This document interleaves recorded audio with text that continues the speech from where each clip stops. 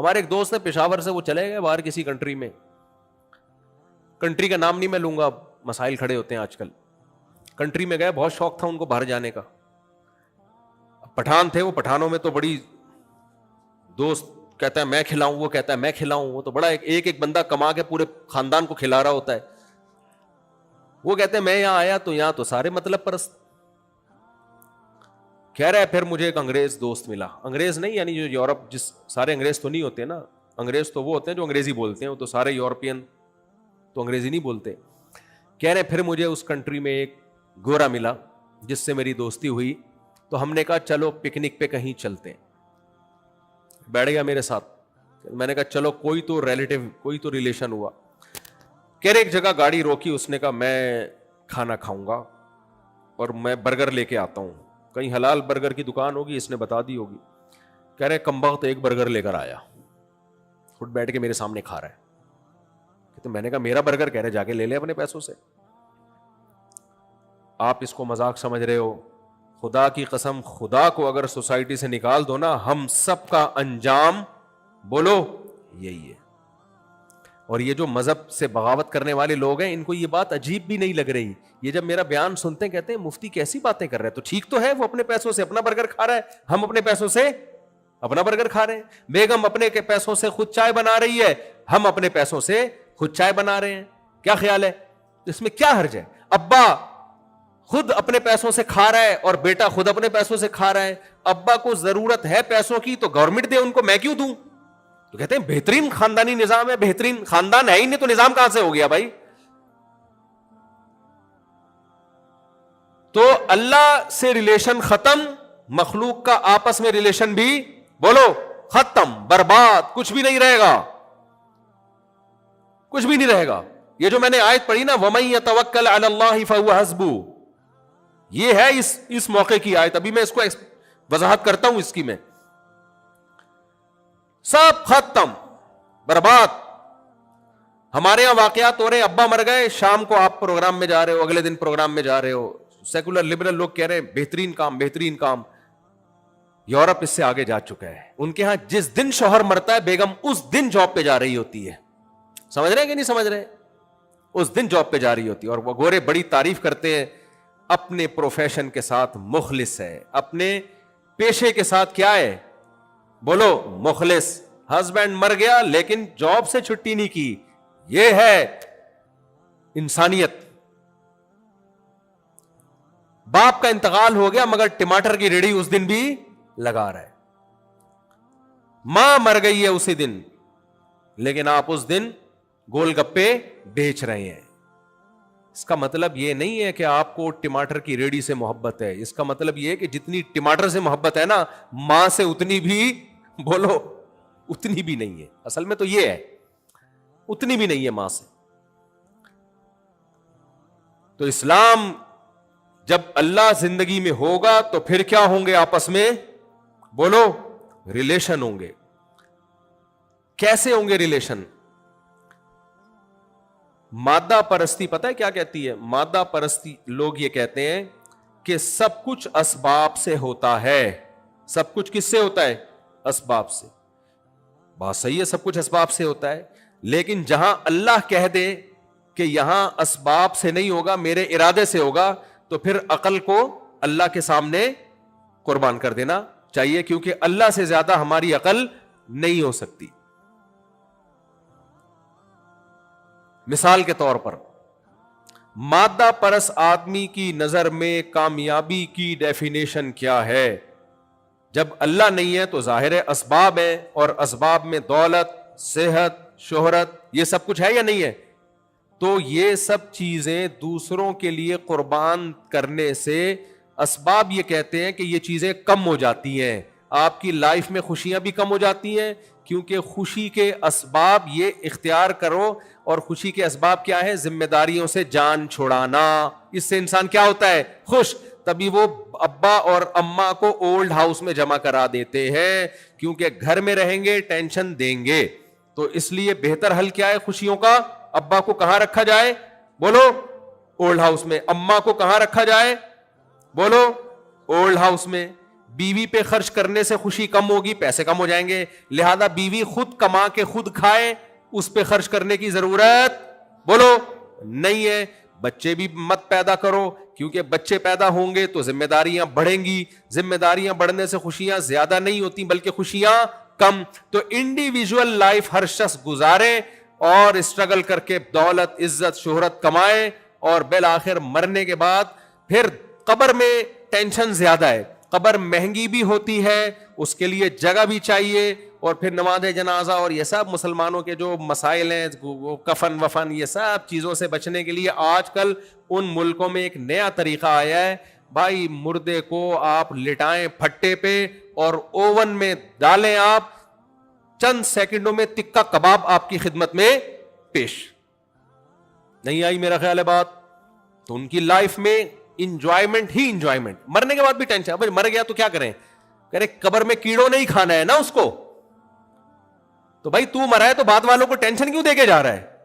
ہمارے یہاں کوئی بندہ مر جائے تو غسل ہے، کفن ہے، پھر قبر ہے، پھر اس قبر پہ دعائیں بھی ہیں، پھر وغیرہ وغیرہ، پھر اصحال ثواب، اور ابا کے لیے کنواں، اور مسجد میں دیکھا ہو نا یہ جمشید بھائی، مرحوم جمشید کے لیے، کوئی مرحوم جو بھائی جو نہ ہو زندہ ہوں ان سے پیشگی معذرت، بہت سے جمشید مرحوم بھی تو ہے نا، تو یہ پنکھا جمشید مرحوم کے لیے، مسجدوں میں دیکھا ہوگا، اب تو کم ہو گیا، پہلے بہت لکھا ہوتا تھا، یہ جو دریا ہے یہ فلاں صاحب کے اصحال ثواب کے لیے، یہ ہوتا ہے لوگوں میں۔ تو اب مجھے ایک بات بتاؤ، تو جب آپ کی زندگی میں مذہب نہیں ہوتا نا تو تمام تر ٹینشنوں، ذمہ داریوں سے آپ آزاد ہوتے ہو، کیونکہ آپ کی سوچ یہ ہوتی ہے کہ ذمہ داریوں سے آزاد ہونے سے میری خوشیاں بڑھیں گی۔ سمجھ میں آ رہی ہے بات کہ نہیں آ رہی؟ انسانی عقل یہی کہتی ہے، انسانی عقل کہتی ہے بیوی اور بچوں پہ خرچ کرو گے یا ماں باپ کو اولڈ ہاؤس میں جمع کرنے کے بجائے اپنی رسپانسبلٹی پہ گھر میں پالو گے تو آپ کی آمدن بڑھنے کے بجائے کم ہو جائے گی۔ دنیا میں کوئی ماہر شماریات، اکاؤنٹنگ کا ماہر ایسا ہے جو کہتا ہے کہ خرچ کرنے سے آمدن بڑھتی ہے؟ ساری دنیا کے سارے انسان اس بات پر متفق ہیں کہ آمدن سیونگ سے بڑھتی ہے، خرچ کرنے سے کم ہوتی ہے۔ سمجھ میں آ رہی بات کہ نہیں آ رہی ہے؟ لیکن مذہب کچھ اور کہتا ہے۔ مذہب کہتا ہے کہ آمدن سیونگ سے بڑھتی ہے، بے شک، لہذا سیونگ کیا کرو، لیکن جہاں اللہ نے خرچ کرنے کا حکم دیا وہاں خرچ کرنے سے آمدن بڑھتی ہے۔ اب جو اپنی عقل کو اللہ سے زیادہ، اپنے آپ کو اللہ سے زیادہ عقل مند سمجھتے ہیں نا، وہ کہتے ہیں یہ بات ہماری سمجھ میں نہیں آتی، کہتے ہیں ہم نہیں مانتے، لہذا وہ صدقات و خیرات نہیں کرتے۔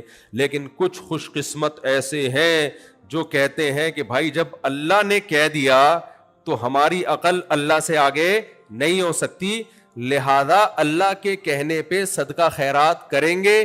میں اپنے شیخ حضرت مفتی رشید احمد صاحب رحمہ اللہ تعالیٰ کو بہت تھوڑی سی رقم ہدیہ دیا کرتا تھا، ہم تو طالب علم تھے، ہمارے پاس جیب میں جتنے پیسے ہوتے تھے لسی میں اور چائے پراٹھوں میں نکل جاتے تھے، تو تھوڑے سے پیسے میں اپنے شیخ کو ہدیہ دیا کرتا تھا۔ تو ایک لفافے پہ میں 5 روپے ڈال کے یا تھوڑے سے اماؤنٹ تھا اس پہ لکھتا ہدیہ، اور دوسرے میں صدقے کی کچھ رقم۔ حضرت نے کہا تھا کہ ہر طالب علم ہر مہینے کچھ نہ کچھ صدقہ نکالے اپنی آمدن سے، تو تھوڑی سی رقم میں لفافے میں ڈال کے اس پہ پتہ ہے کیا لکھتے تھے ہم لوگ؟ وظیفۃ لتوسعۃ الرزق۔ اس لفافے کا نام تھا یہ وظیفہ ہے رزق بڑھانے کا، یعنی حضرت نے صدقے کا نام صدقہ نہیں رکھا ہوا تھا بلکہ یہ رکھا ہوا تھا کہ اپنی آمدن بڑھانے کا وظیفہ۔ آج کل لوگ وظیفہ پڑھتے ہیں نا، یہ 100 دفعہ پڑھو گے صبح تو آمدن بڑھے گی، یہ شام 100 دفعہ پڑھو گے تو آمدن بڑھے گی۔ حضرت فرماتے تھے وظیفہ آمدن بڑھانے کا یہ ہے کہ صدقہ کیا جائے۔ تو اس لفافہ جس پہ صدقے کی رقم ہوتی تھی اس لفافے پہ لیبل کیا لگا ہوتا تھا؟ آمدن بڑھانے کا وظیفہ، آمدن بڑھانے کا وظیفہ۔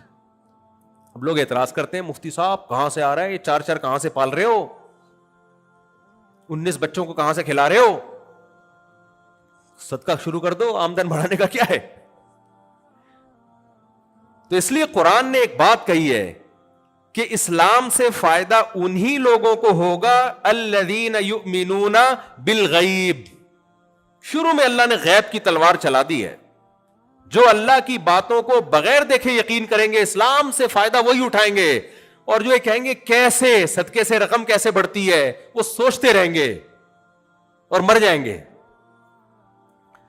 اسلام نے ہمیں بتایا وَمَن يَتَوَكَّلْ عَلَى اللَّهِ فَهُوَ حَسْبُهُ، جو اللہ پہ توکل کرتا ہے اللہ اس کے لیے کافی ہے۔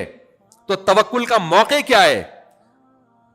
جہاں اسباب یہ کہہ رہے ہوں کہ کامیابی اس میں ہے اور اللہ یہ کہہ رہا ہو کہ کامیابی اس میں نہیں ہے، اسباب اور اللہ آپس میں ٹکرا رہے ہوں، تو وہاں جو اسباب کو سامنے رکھ کے زندگی گزارے گا تو یہ اس کی علامت ہوگی کہ اس کا اللہ پہ اعتماد اور توکل نہیں ہے، اور جو اللہ کے آرڈر کو سامنے رکھ کے زندگی گزارے گا یہ اس کی علامت ہوگی یہ اسباب کو اصل نہیں سمجھتا، یہ اسباب بنانے والے کو اصل سمجھتا ہے۔ سمجھ میں آ رہی ہے بات کہ نہیں آ رہی ہے؟ آپ بیمار ہیں، آپ اللہ پہ توکل کر رہے ہیں کہ میں اللہ پہ توکل کرتا ہوں، علاج نہیں کرتا، مر جائے گا آپ، تو یہ توکل نہیں ہے، کیونکہ یہاں اسباب اور اللہ کا حکم آپس میں ٹکرا رہے ہیں، آپس میں نہیں ٹکرا رہا۔ اللہ نے کب کہا کہ علاج نہیں کرو بھائی؟ آپ جاب نہیں کر رہے، کاروبار نہیں کر رہے، لوگ کہتے ہیں پیسہ کیسے آئے گا، آپ کہیں اللہ پہ اعتماد، اللہ کھلائے گا۔ تو بھائی اللہ نے تو حکم دیا ہے کاروبار کر، دکان چلا، جاب کر، یہاں اللہ کا حکم اور اسباب آپس میں بولو ٹکرا رہے ہیں؟ بولو نا یار، کیوں نہیں بولتے آپ؟ نہیں ٹکرا رہے تو نہیں بولنا، کون سے کیا جا رہا ہے آپ کا؟ آپ دکان کھول کے بیٹھتے ہی نہیں ہو، دوپہر 2 بجے دکان کھولتے اور 3 بجے چھٹی کر کے گھر آ جاتے ہو، بیگم بول رہی ہے، بچے بول رہے ہیں ابا ایسے دکان کہاں چلے گی، آپ بولتے ہو چلانے والا کون ہے؟ کون ہے چلانے والا؟ اللہ۔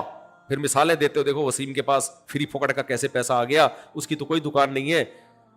تو یہ غلط توکل ہے، یہ وہ، کیونکہ یہاں دکان کو ٹائم دینا اور اللہ کا حکم آپس میں بولو نہیں رہے، ٹکرا ہی نہیں رہے۔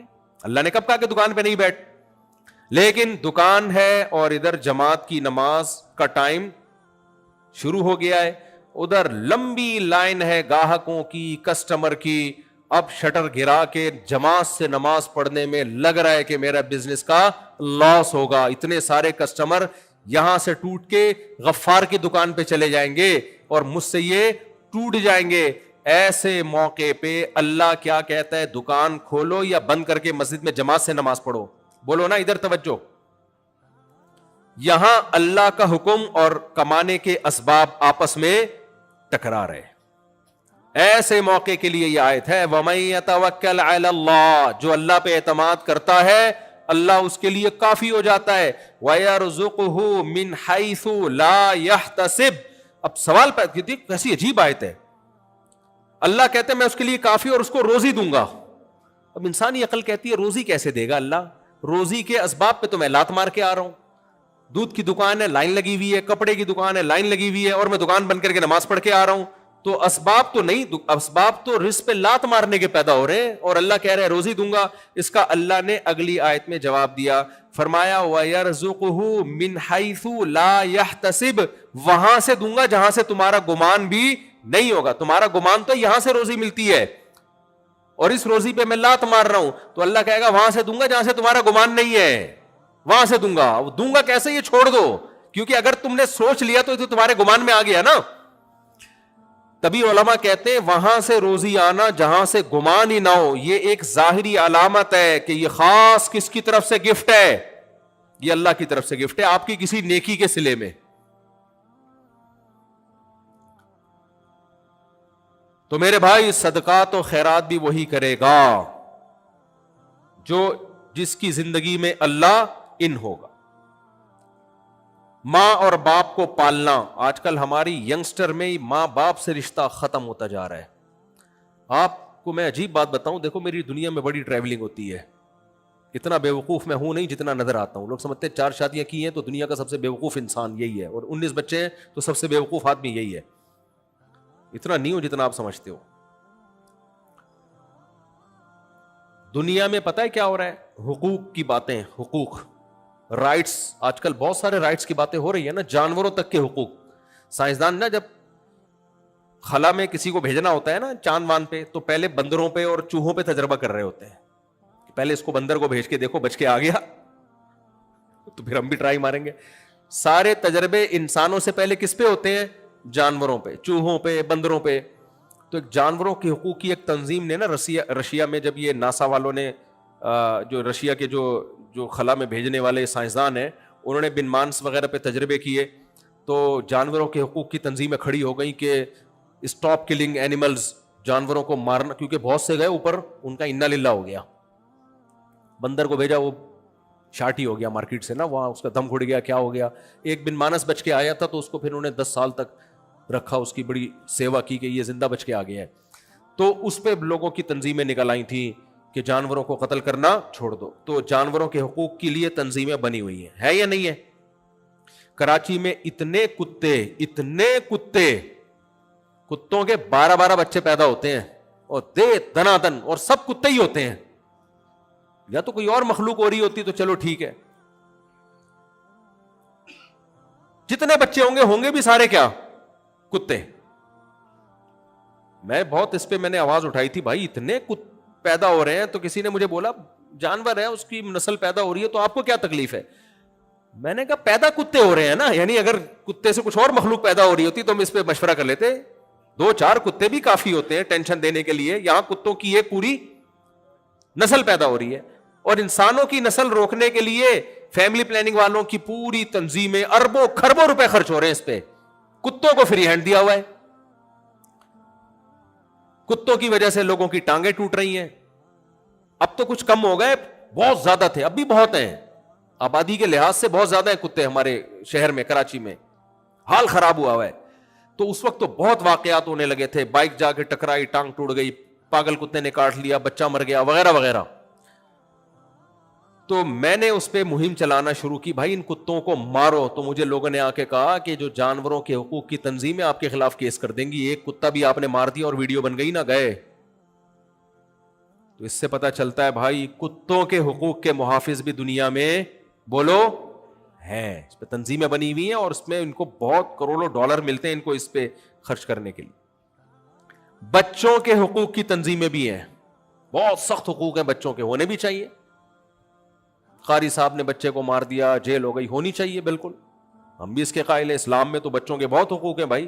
نبی صلی اللہ علیہ وسلم کی خدمت کی انس بن مالک 10 سال, کہتے ہیں نبی صلی اللہ علیہ وسلم نے 10 سال میں کبھی مجھ پہ ہاتھ نہیں اٹھایا, اور کبھی ڈانٹا تک بھی نہیں. جائز ہے, بچہ شرارت کر رہا ہو تو ماں باپ اٹھا سکتے ہیں ہاتھ اس کے اوپر, ہر ایک کو اجازت نہیں ہے. بچوں کے حقوق کی تنظیمیں, خواتین کے حقوق کی تنظیمیں. ابا ہمارے یہاں ایک وہ ہیں, وہ آج کل اسمبلی میں گئی ہوئی ہیں, وہ خواتین کے حقوق کی علمبردار بن کے سارے سیکولر قوانین نافذ کروا رہی ہیں اسمبلی میں, کوشش کر رہی, کوئی آواز اٹھانے والا نہیں ہے اس کے خلاف. محترمہ نے قانون بنانے کی کوشش کرنی ہے, جو مرد اپنی بیوی کو گھر سے باہر نکال دے گا اس اتنے لاکھ جرمانہ اور جیل. غلط ہے, بیویوں کو گھروں سے باہر نکالنا اچھا کام نہیں ہے. لیکن تحقیق تو کی جائے نا پہلے کہ اس نے ناجائز نکالا ہے یا جائز نکالا ہے. نہیں, تحقیق نہیں, جو بھی گھر سے باہر نکالے گا جیل. بھائی اگر کوئی معقول ریزن تھی تو پھر تو کیس نہیں ہونا چاہیے نا, لیکن نہ, خلا کے نام پہ جو ڈرامے بازی ہو گئی ہے, کوئی بھی عورت کورٹ میں جائے کورٹ خلا پکڑا دیتی ہے. طلاق کا پورا حق عورت کو دے دیا, تو بیوی اور گرل فرینڈ میں فرق کیا ہو گیا؟ ختم. بیوی بھی جب چاہے جا سکتی ہے, گرل فرینڈ بھی جب چاہے جا سکتی ہے. یہ کس کے حقوق کی باتیں ہو رہی ہیں؟ خواتین. جو حقوق ہونے چاہیے ان کی بات نہیں ہو رہی ہے, جو نہیں ہونے چاہیے وہ دیے جا رہے ہیں. ابھی ایک قانون پہ بحث ہو رہی ہے ہماری اسمبلیوں میں کہ ڈیورس کی صورت میں عورت کو آدھی پراپرٹی دی جائے. یورپ امریکہ میں ایسا ہی ہے, آپ طلاق دے دیں تو آدھی پراپرٹی دینی پڑتی ہے. تو یہ بات چل رہی ہے ہماری اسمبلیوں میں. اس کا نقصان کیا ہوگا؟ مرد شادیاں کرنا چھوڑ دیں گے, بولیں گے یار پاگل ہوں, گرل فرینڈ ہی ٹھیک ہے بھائی, پھر کیا خیال ہے. اور اگر وہ ڈیورس دے گا تو کاغذ میں نہیں دے گا, ثبوت ہی نہیں ہوگا, بس وہ بول دے گا میں نے تمہیں چھوڑ دیا. تو اینڈ میں اس کا عورت ہی کو نقصان ہوگا. تو جائز حقوق ناجائز حقوق اس بحث میں پڑے بغیر عورت کے حقوق کی بھی تنظیمیں بہرحال بولو ہیں. آپ کو پتا ہے جتنی آسمانی کتابیں ہیں, چاہے وہ تورات ہو, چاہے وہ انجیل ہو, چاہے وہ قرآن ہو, تمام آسمانی کتابوں نے اگر حقوق کو فوکس کیا ہے تو سب سے زیادہ کس کے حقوق پہ آواز اٹھائی ہے؟ ماں اور باپ. اور اس کے لیے دنیا میں کوئی تنظیم بولو نہیں ہے. یہ ہے مذہب کو جب سوسائٹی سے نکالو گے تو جس کا حق سب سے زیادہ ہے اس کا بالکل بھی نہیں رہے گا, اور جس کا حق سب سے کم ہے بلکہ جو حق بنتا ہی نہیں ہے وہ حقوق بھی دے دیے جائیں گے اس کو. سمجھ میں آ رہی ہے کہ نہیں آ رہی ہے؟